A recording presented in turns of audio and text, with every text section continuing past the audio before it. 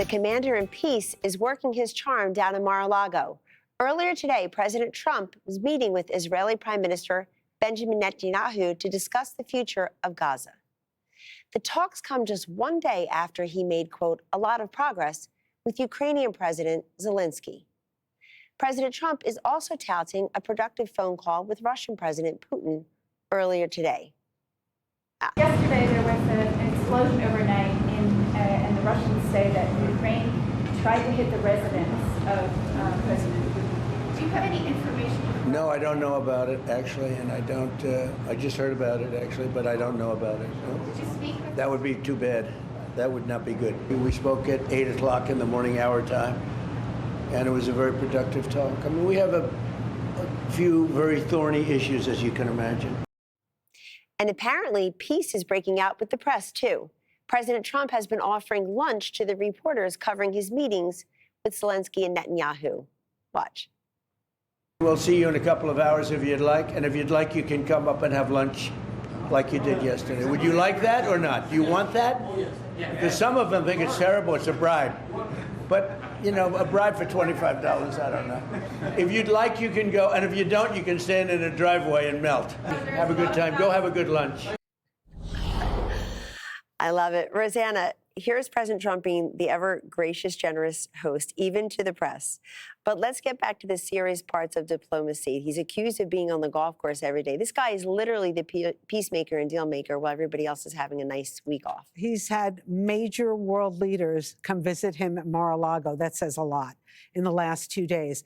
But I'm going to say, I think the weather in Palm Beach has really calmed the president down. Did you notice how deliberate his tone was?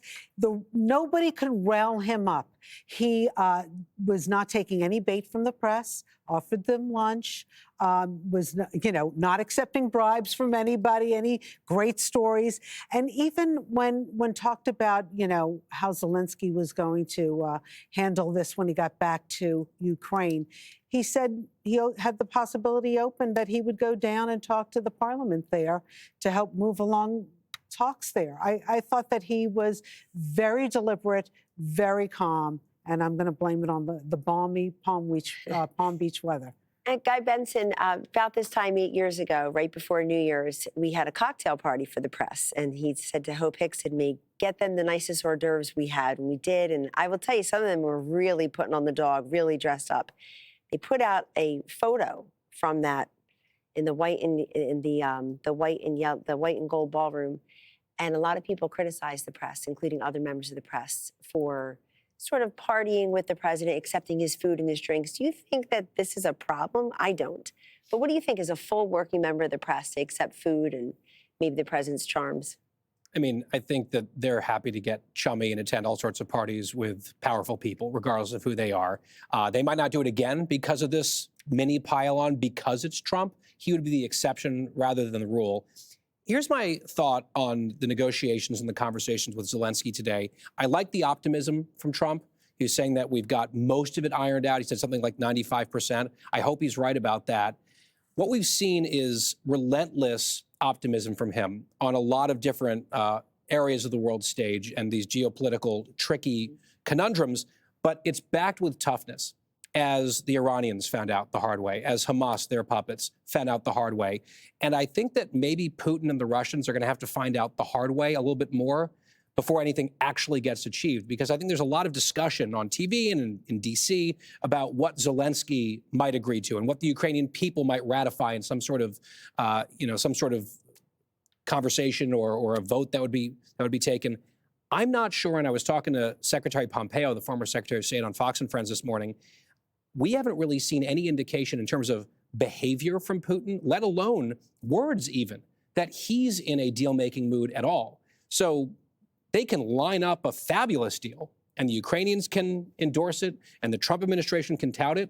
Unless Putin and the Russians are willing to play ball, the people who started this war, then for now it's all talk. I hope it gets to the next stage.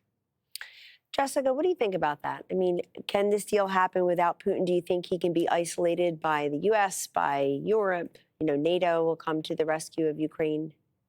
If they're willing to sanction him into oblivion. And there are a lot of members of the Republican Party, more old school Republicans, guy who feel like that's the right approach to that, and that Putin has every time shown a list of demands, pretended that they were different than the time before, and it's exactly the same.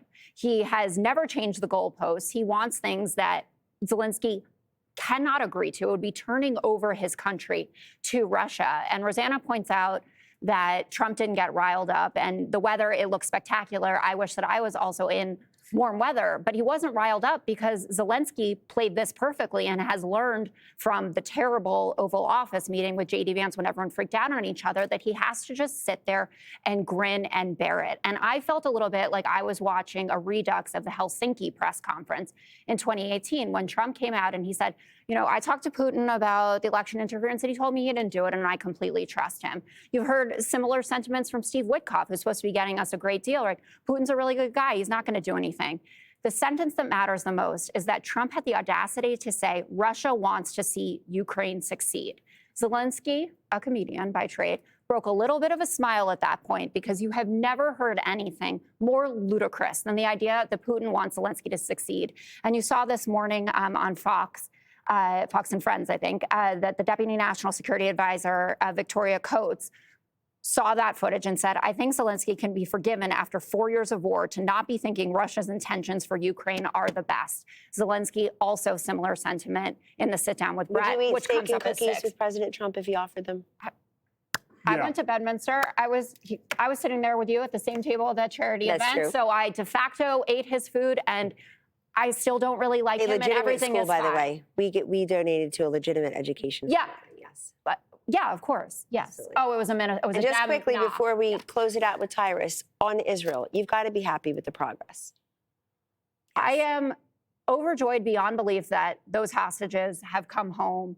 I want to see what a sustainable peace looks like. I am a Pollyanna at heart that thinks that we can get a two-state solution at some point out of this. I hope that is the case.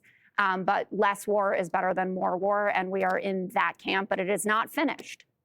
Tyrus, we should remind everyone, Trump doesn't need to do any of this. No, he's 4 years. He was 4 years behind the ball when this started. But I just like to, when you come into a man's house, a man will offer you food and drink. That's kind of the staple. Mar-a-Lago is the president's house. It's where he lives. And it's not too far from mine. I can see where all the wealthy people live from my barn where I hide at. But he had 4 years, Zelenskyy, Putin had 4 years to do whatever they want. The entire world did whatever they want. So, and the president has proven over and over again that he's pushing peace in every other country. But these two particular countries, one of the things about war, there was a lot of spoils. And again, when you go back to the Biden, the letter B needs to be a big word in his administration because it's the $1 billion, everything was $1 billion. Kamala's campaign, $1 billion. All the billions and billions that went to Ukraine. Billions and billions apparently in Minnesota. We still got to find, I don't even want to think about California. The president is dealing with smart men who are like, we've been able to do it our way, this way. The war was good for them. They were making the politicians, not the poor people in the country dealing with this. So there was no reason for them to play ball because they were getting it their way. The longer the war meant, the more weapons they could buy, the more things they could get, the more funding. President Trump has stepped in. He says, look, we're not going to give you any more money. We're going to help you, but we're going to, with the focus being on peace. So I think the Nobel Peace Prize, if he doesn't have 6 of them by the time his administration's over, the Nobel Peace Prize, much like the Emmy when it comes to the Gutfeld show, is irrelevant. Hey, Sean Hannity here. Hey, click here to subscribe to Fox News YouTube page and catch our hottest interviews and most compelling analysis. You will not get it anywhere else.